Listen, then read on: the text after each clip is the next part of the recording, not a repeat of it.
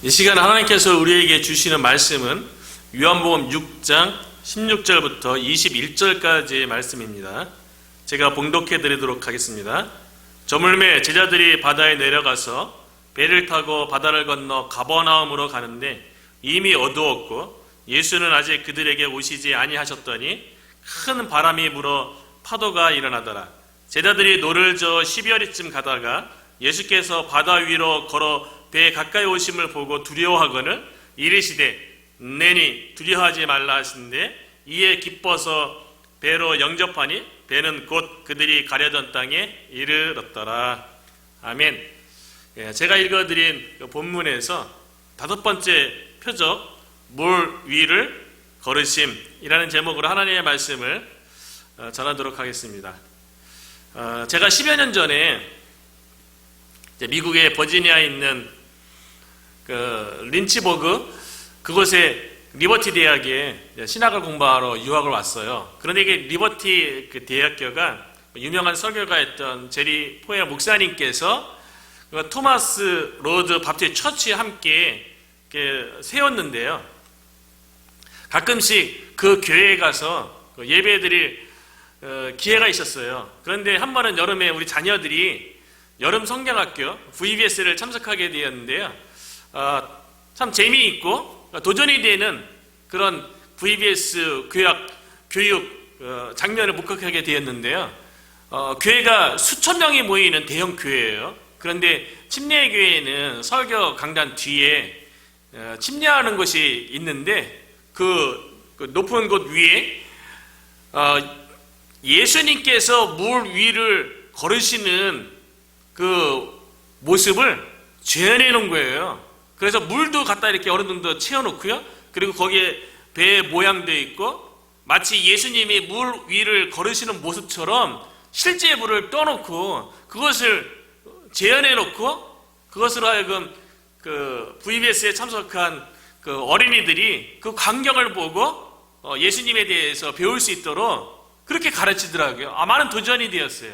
미국 교회가 성경에 있는 여러 가지 이야기들을 실제로 재현을 해서 눈에 보이도록 교육하는구나 그런 생각을 했었는데 또 실제로 그 플로리다 템파에서 또 사역할 적에 미국 교회의 크리스마스 시즌이 되면요 크리스마스 전에 꼭 교회에서 행사를 하는데요 아기 예수님의 탄생에 대해서 이벤트로 하여서 사람을 초청해서 행사를 하는데요 교회 앞 마당에 예수님이 탄생했을 때 그 환경을 다 이렇게 재현해 놓은 거예요. 그리고 실제적으로 그곳에 양이며 낙타를 렌트해 갖고 그곳에 갖다 놓은 거예요. 그래서 그곳에서 양도 실제로 만져보고 저도 낙타 만져보고 그리고 아기 예수님의 탄생이 이런 환경이 다 만들어져 갖고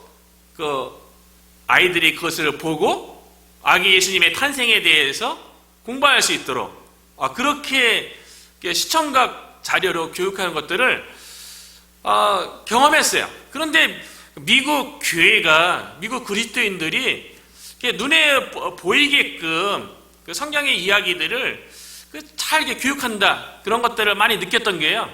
올랜도에서도 또 사역할 때가 있었는데 그곳에서는 홀리 뮤지엄이라고 지금은 이제 경제가 어려워져서 문을 닫았는데 홀리 뮤지엄에 이제 자녀들과 방문할 기회가 있었는데요. 그곳에 가면 템플을 똑같이 성경에 있는 그 치수대로 그 모양대로 똑같이 재현한 코스가 있어요. 그러니까 그 박물관에 가면 구약에 있는 그 성전에서 되어지는 모든 그 의식들이 다 이렇게 기록되어 있고 나중에 그 예수 그리스도에 대해서도 다 이렇게 인형으로 다 이렇게 그 예수님의 고난과 십자가 부활에 대해서 다 모형으로 눈으로 보고 배우고 깨달을 수 있도록 그렇게 실물로 교육하는 것이 참 많다는 것들 많이 생각했어요. 그리고 제가 듣기로는 켄터키에 가면 창조 박물관이 있는데 그곳에는 노아의 방주를 성경에 나와 있는 사이즈대로 실제로 만들어 놨다 그래요. 그런 거 보면 미국은 실제로 눈에 보이는 시청각 자료를 통해서 성경에 대해서 가르치는 이런 좋은 모습이 있구나라는 것을 배우게 되는데요. 오늘 본문의 내용은요, 예수님께서 제자들에게 예수님이 누구신지, 예수님의 정체성이 무엇인지에 대해서 시청각 자료를 통해서 제자들을 가르치는 장면이에요. 제자들이 보고 듣는 것을 통해서 예수님이 누구신지에 대해서 깨닫게 된다는 거죠. 왜냐하면 예수님께서 무리를 거르시는 이 기적 사건의 이 전 장면이 어떤 내용이냐면, 우리가 지난주에 살펴봤던 오병이어로 5,000명을 먹이시는 급식 이전의 장면이거든요. 그때에도 예수님을 수많은 무리들이 따라다녔어요. 그런데 그 이유가 무엇이냐면, 예수님께서 병자에게 행하시는 표적을 보았기 때문에 예수님 따라다니면 나의 병이 고침을 받을 수도 있고, 예수님으로 인해서 나에게 무엇인가 유익이 있을 거라는 생각으로 예수님을 그렇게 그러한 메시아로 믿고 따랐던 거죠. 그리고 실질적으로 예수님께서 오병이어로 5,000명을 먹이는 급식 기적을 행하니까요, 거기 있던 무리들이 예수님에 대해서 어떻게 생각했냐면요, 참으로 세상에 오실 그 선지자로 예수님을 바라보고 있는 거예요. 예수님께서 직접 오병이어를 가지고 하나님께 축사하시고 직접 떼어줌으로 예수님이 바로 생명을 주시는 하나님이라는 것을 그 기적사건을 통해서 보여줬음에도 불구하고 예수님을 따라갔던 무리들은요, 예수님이 단순히 선지자 중에 한 명 정도로 자신들의 배고픔을 해결해 주는 분으로 그렇게 생각했다는 거죠. 그래서 오병이어의 기적을 경험했던 그 무리들이요, 예수님을 억지로 임금 삼으려고 했어요. 왜냐하면 예수님이 임금으로 그들 가운데 있으면 예수님께서 무리들의 필요한 것을, 먹는 문제, 자는 문제, 생활하는 모든 문제를 해결해 줄 거라는 그런 생각이 있었던 거죠. 그런데 예수님은 그런 믿음을 거부하세요. 그래서 예수님께서는 무리들을 피해서 산으로 올라가셨죠. 그런데 예수님께서 제자들을 먼저 바다로 내려보냈어요. 16절과 17절 내용이죠. 저물매 제자들이 바다에 내려가서 배를 타고 바다를 건너 가버나움으로 가는데 이미 어두웠고 예수는 아직 그들에게 오시지 아니하셨더니, 오병이어 기적 사건 이후에요, 제자들이 배를 타고 먼저 가버나움으로 가게 되었어요. 예수님은 아직 오시지 않았어요. 아마 예수님께서는 제자들에게 먼저 바다로 배를 놓아서 건너가라고 이야기했겠죠. 그런데 제자들이 배를 타고 바다 건너편을 갔던 그때 시간이 언제입니까? 이미 저물어서요, 어두운 상황이에요. 배를 언제 출항합니까? 바다는 위험한 곳이에요. 날씨와 이 변화가, 바람이라든가 이 기후의 변화가 변화무쌍하기 때문에 바다를 나갈 때는요, 물때도 살펴야 되고요, 그 날씨도 살펴야 되고요, 여러 가지 기후 같은 것도 다 살핀 다음에 가장 좋은 시간대에, 가장 좋은 물때에 일반적으로 출항을 하죠. 그리고 기본적으로 출항은 이른 새벽이나 아침 시간에 출항을 하죠. 그래서 배를 타고 나가다가 점점 밝아져서 대낮에 고기를 잡든지 배에서 일을 할 수 있도록 그렇게 상황을 만드는 거 아니겠어요? 그런데 예수님께서는 저물었고 이미 어두웠는데, 그러면 앞으로 점점 더 어두워지는 상황이잖아요. 그래서 그런 상황 가운데 제자들을 바다 건너편으로 먼저 가라고 그렇게 말씀하셨다는 거예요. 아니 조금 더 있다가 하루 몇 시간 지나서 새벽이라든가 이른 아침에 떠나면 좋잖아요. 바다 건너편 가본 다음에 무슨 급한 일 있는 것도 아니고, 아니면 예수님께서 제자들 중에 베테랑 어부들이 있으니까 그들을 믿고서 그들이라면 뭐 해 저물어도 뭐 안전하게 배를 노저어서 잘 가버나까지 가겠지 하고 보내셨겠어요?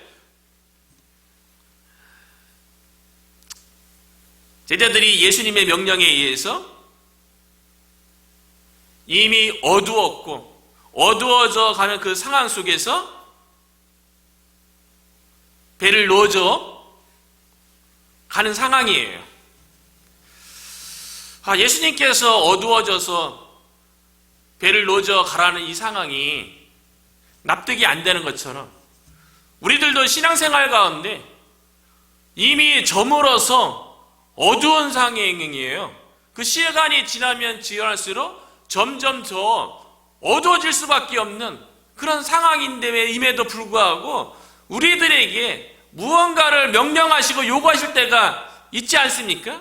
하나님께서는 우리에게 요구하시면 모든 상황과 여건이 잘 갖춰졌을 때 이렇게 말씀해 주시면 좋겠는데, 그런 상황 가운데 말씀해 주는 것이 아니라 때로는 이미 어두워서 어디로 가야 할지 모르고 시간이 지나면 더 어두워져서 더 방향 감각이 어디로 가는 것이 옳지 못하게 여겨지는 그런 상황을 맞이할 때에, 그럴 때에 예수님께서 우리에게 명령하실 때가 있다는 거죠.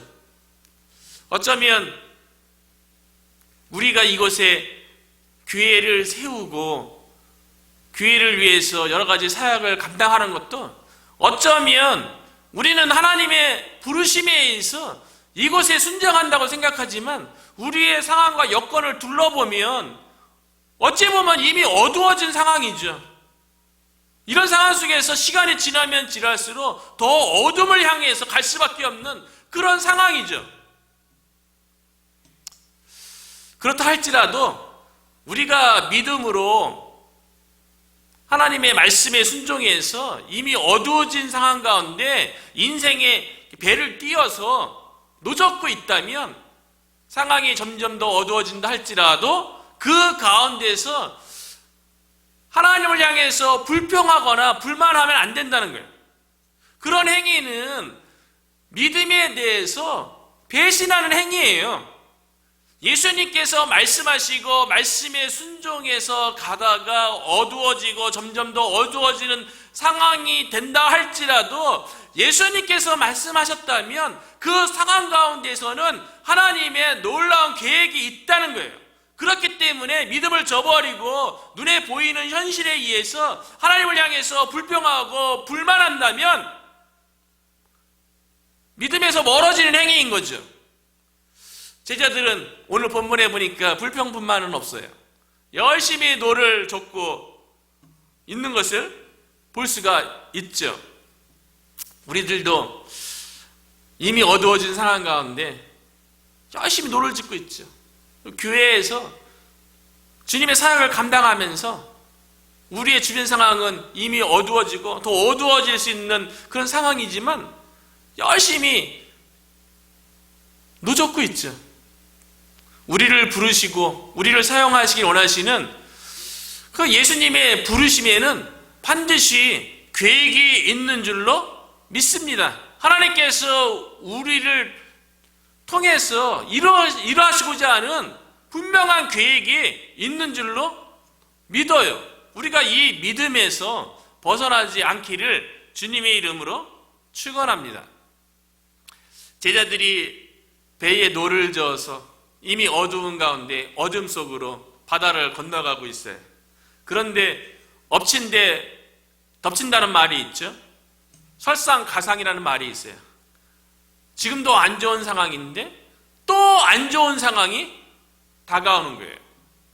제자들에게 어떠한 더 안 좋은 상황이 다가왔냐면요, 18절에 보니까요, 큰 바람이 불어 파도가 일어나더라.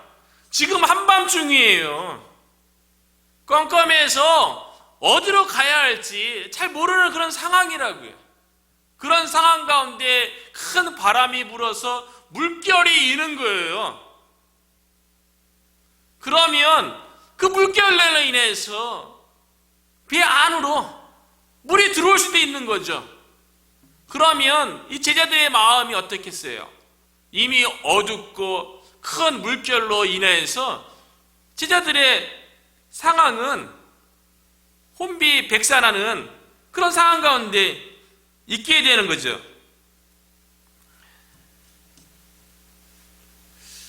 제자들에게 힘든 상황 가운데 더 앞으로 갈 수도 없고 뒤로 물러났을 수도 없고 노를 저어도 앞으로 가는 것 같지도 않고 큰 바람과 물결로 인해서 이러다가 여기서 죽음을 맞이하는 건 아닌지 공포와 불안 가운데 두려움 가운데 그렇게 휩싸여 있을 때에 우리가 믿음으로 행해다가 제자들과 같이 그와 같은 상황에 맞이하게 된다면 더 이상 어찌할 수 없는 이제는 막다른 고목이다라고 느껴지는 힘들고 고통스러움이 더 이상 버틸 수 없다고 생각하는 그때가 바로 예수님이 찾아오는 때라는 것을 믿으시기 바랍니다. 그때가 바로 예수님을 만날 때라는 것을 믿으시기 바랍니다. 예수님이 큰 물결로 인하여서 고통스러워하는 제자들을 찾아가셨어요. 19절이죠. 제자들이 노를 저어 12어리쯤 가더니 12어리 우리말로 이제 번역을 한 건데요. 이해하기 쉽죠. 12어리니까 한 4, 5km 정도 배를 노져서 갈 때쯤이에요. 예수께서 바다 위로 걸어 배에 가까이 오심을 보고 두려워하거늘.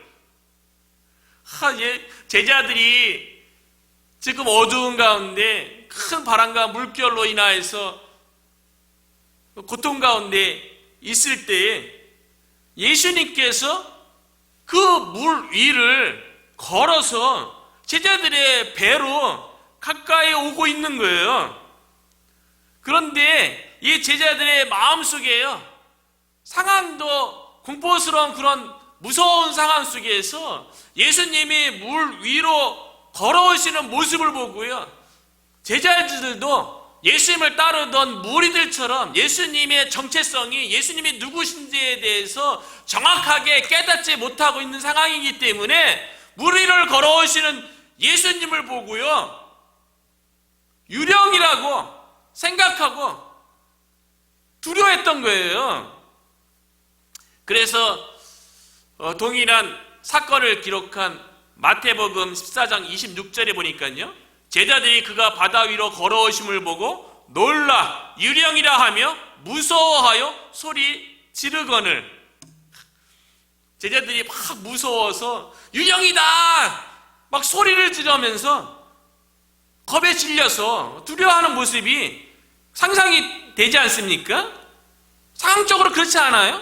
한밤중에 큰 파도가 일어서 물결이 크게 파고를 이루고 있고 배에도 물결이 들어오고 있는 그런 상황 속에서 예수님께서 물 위로 걸어오르시는 장면을 보았으니 예수님이 하나님이라는 사실을 깨닫지 못했다면 예수님이 유령인가요? 두려운 거죠. 그때 예수님께서 이렇게 말씀하시는 거예요. 제자들에게요. 이것이 오늘 본문의 핵심입니다. 20절이죠. 이르시되 내니 두려워하지 말라. 제자들에게요. 어쩌면 제자들의 두려움은 그 환경으로 인한 두려움도 있고요, 예수님이 유령인가 하여 두려워하는 마음도 있죠. 그런데 예수님께서 내니 두려워하지 말라라고 얘기했다는 거예요. 내니, 영어 성경에는요, it is I, 나다, 이렇게 말씀하신 거예요. 내니에 해당되어지는 헬라어가요, 에고 에이미입니다. 에고 에이미. 에고는 나, 에이미 나는 이다, 나는 나이다, 이런 표현이에요. 그런데 예수님께서 제자들을 향하여서 헬라어로 에고 에이미 나다 이렇게 얘기했을 적에 제자들은 예수님이 누구신지에 대해서 정확하게 이해할 수가 있었어요. 아, 예수님이 여호와시구나. 아, 그래서 물 위를 밟고 걸어오실 수 있구나 라고 그렇게 즉시 깨달을 수 있었다는 거예요. 왜냐하면 제자들은요, 그 당시에 구약 성경이 헬라어로 번역된 70인 성경을 알고 있었어요. 그런데 에고 에이미는요, 모세가 시내산에서 하나님의 부르심을 받아서 애굽에 가서 바로에게서 이스라엘 민족을 구원해 내라는 그런 사명을 받을 때에 모세가 하나님께 물으죠. 하나님의 이름이 무엇입니까? 라고 얘기했을 적에 예수님께서 나의 이름은 스스로 있는 자니라.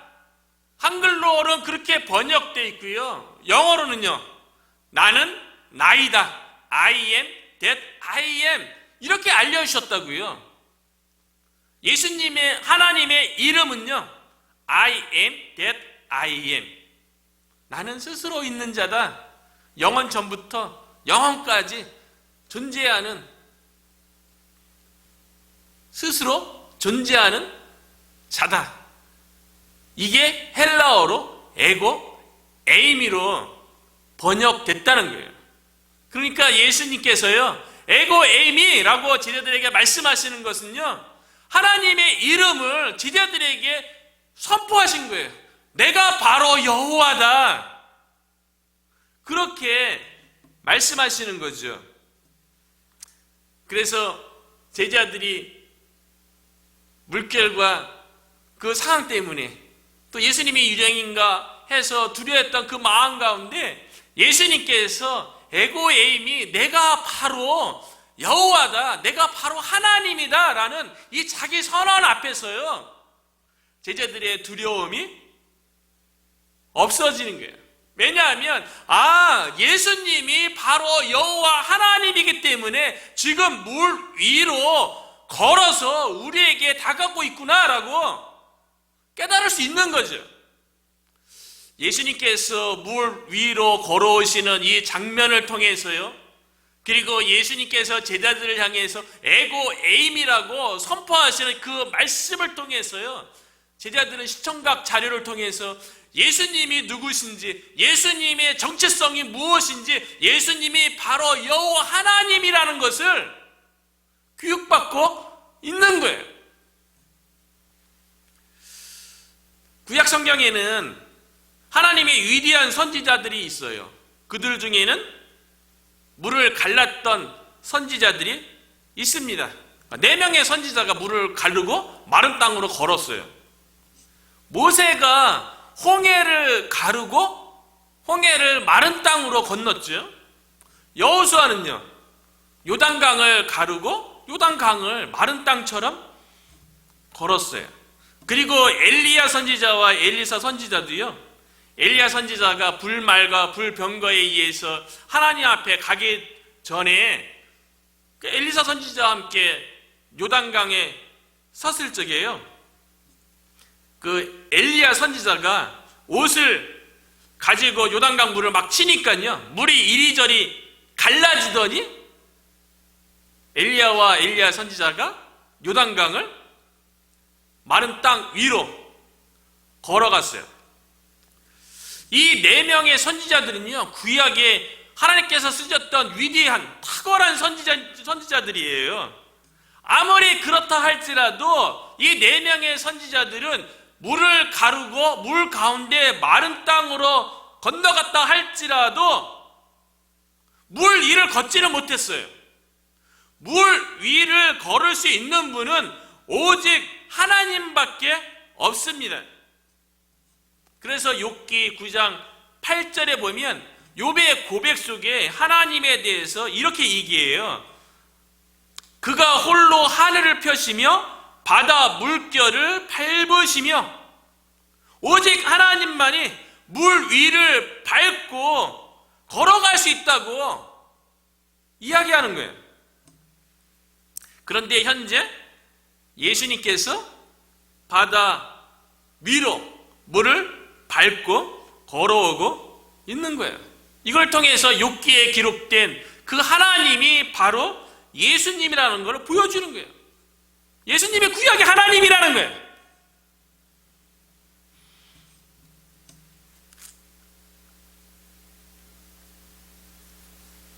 예수님은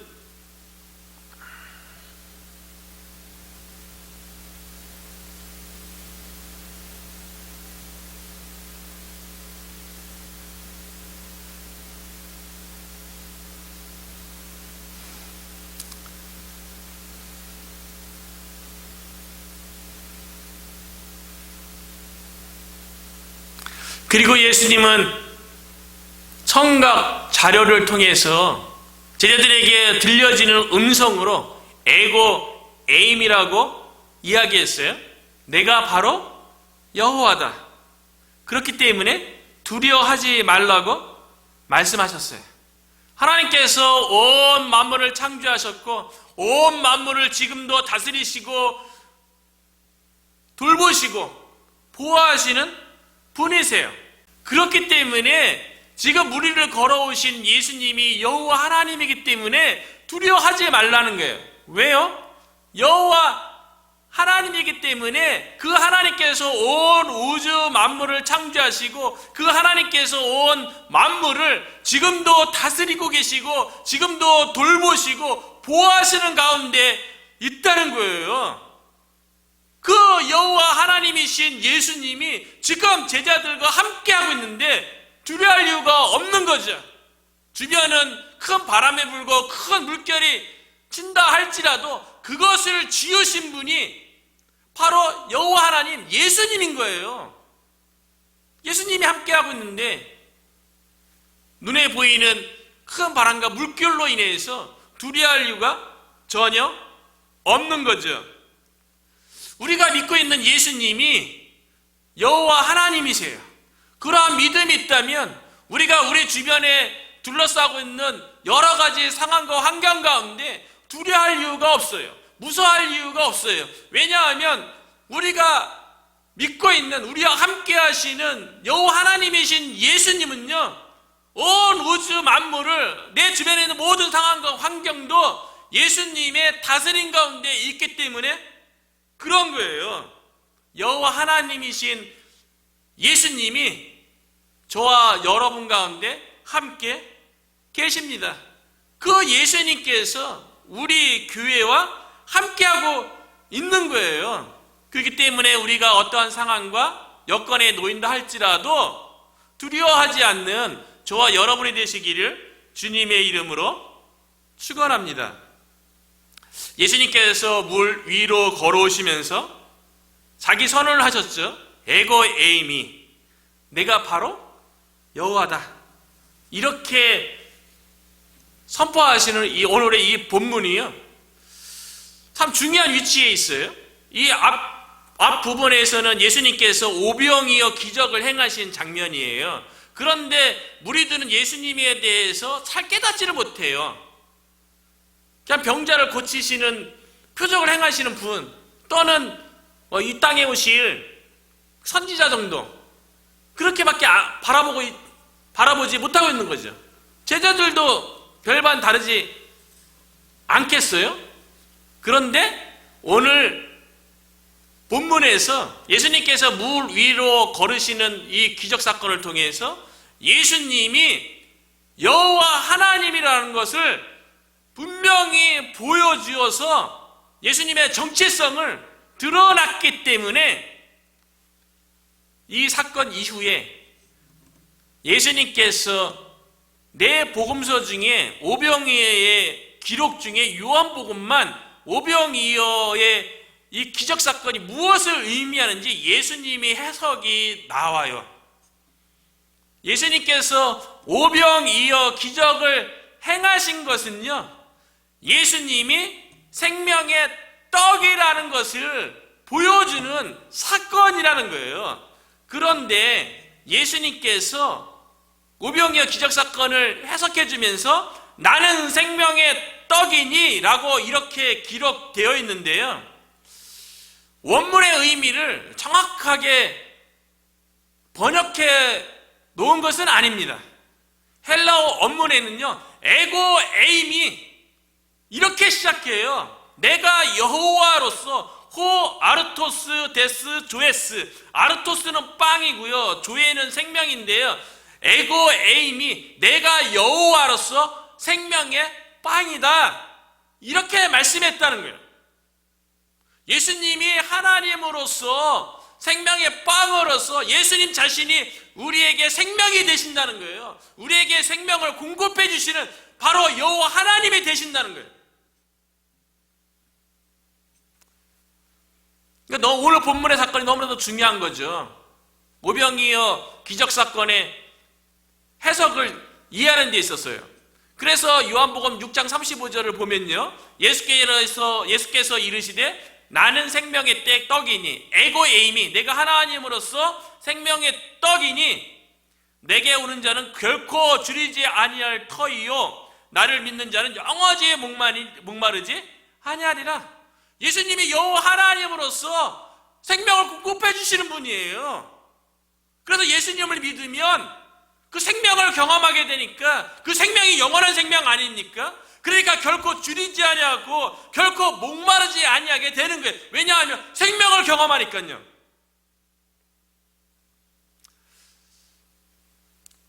예수님께서 오늘 본문에서 물 위를 걸으시면서 내니 에고 에임이라고 자기 자신을 선포한 이후에요, 7번의 에고 에이미가 등장합니다.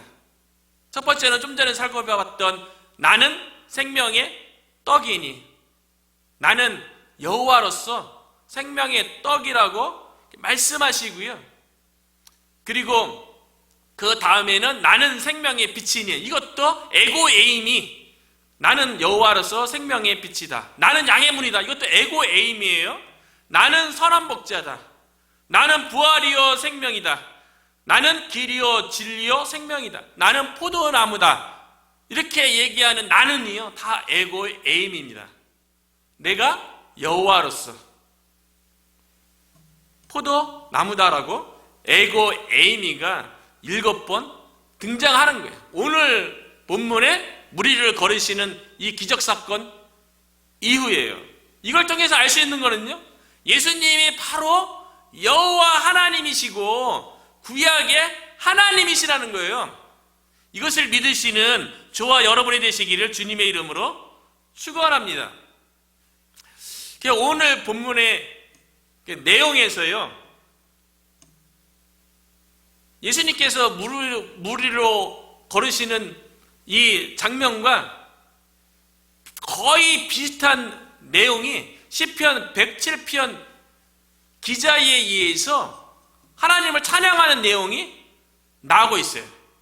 하나님께서는요, 바다를 향해 가는 사람들에게 여호와 하나님이 어떤 분이신지 보여주는데요, 이거 어찌 보면 110편에 있는 그 하나님이 오늘 본문에 예수님을 통해서 성취된다고도 볼 수가 있어요. 그래서 시편 107편에 보면요, 23절부터 배들을 바다로 띄우며 큰 물에서 일을 하는 자는 여호와께서 행하시는 일들과 그의 기이한 일들을 깊은 바다에서 보나니,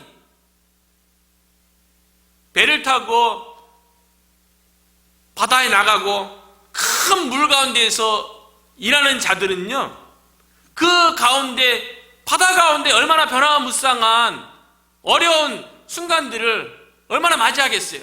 그런데 그런 상황 가운데 있을 때에 하나님께서는 행하시는 일들 그 가운데, 그리고 기이한 일들을 행하는 것을 깊은 바다 가운데서 보게 된다는 거예요. 그런데 오늘 본문에 어떤 내용입니까? 예수님이 이미 어두운데 바다로 보냈어요. 제자들이 그 어두운 가운데 바다 한가운데서 하나님이 행하시는 일, 기이한 일을 보일 수 있도록 하나님께서 그렇게 제자들을 먼저 보내신 거예요. 시편 107편 25절 그 이후에도 계속 보면요, 여호와께서 명령하신즉 강풍이 일어나 바다 물결을 일으키는도다. 바다 가운데 일어나는 강풍, 물결도 하나님이 일으키시는 거래요. 어쩌면 우리의 인생 가운데도 강풍을 만날 수 있죠. 큰 물결이 일어나서 내 삶을 침입할 때가 있죠. 그런데 그 강풍과 큰 물결이 하나님께서 우리 가운데 일으키신다는 거예요. 하나님의 주권 가운데 있다는 거예요. 그런데 인생의 바다에서 큰 강풍과 큰 물결을 만나면 얼마나 힘듭니까? 얼마나 큰 고통을 겪게 되냐고요.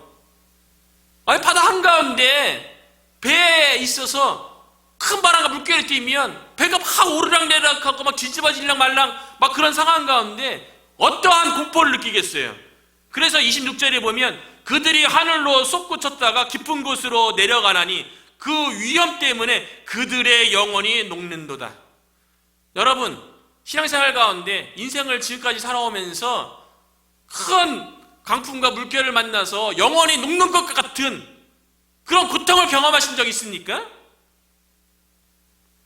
28절에는 27절에는 그들이 이리저리 구르며 취한 자같이 비틀거리니 그들의 모든 지각이 혼동 속에 빠지는도다. 그 물결 속에서 배가 막 뒤틀리면서 모든 지각이 혼동 속에 빠지는, 여러분 인생 가운데, 신앙생활 가운데 모든 지각이 혼동 속에 빠지는 그와 같은 고통을 경험해 본 적이 있습니까?